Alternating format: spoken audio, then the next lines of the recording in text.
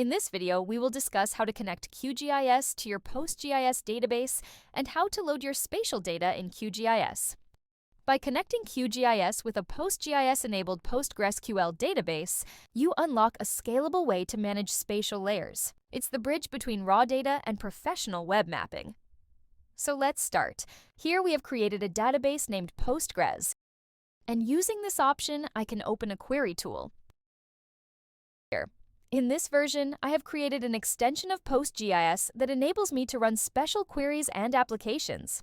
Then I have created a table here with a primary key ID, name of the city, province, and population of them in millions, and a point geometry. I have named the table Pakistan Cities. Here in geodetic format, I have imported all the cities and their attributes.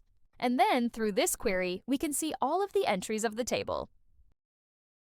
Now I am going to connect to this QGIS and add a layer.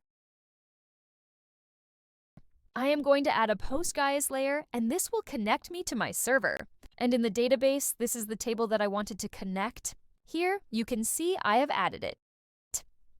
And then the point geometry will be displayed here in QGIS. Through this, I can add any J file, any other format of special data through my data. I can add it to QGIS and my source, and then edit it likewise. With this setup, you now have a central database where all your spatial layers can live, organized, editable, and ready for analysis. Just one clean connection between PostgreSQL and QGIS. The key idea is simple.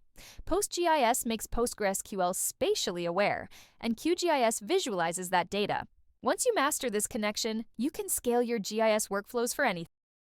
If this helped you connect PostgreSQL to QGIS, give this video a like, subscribe for more GIS tutorials, and check our other tutorials.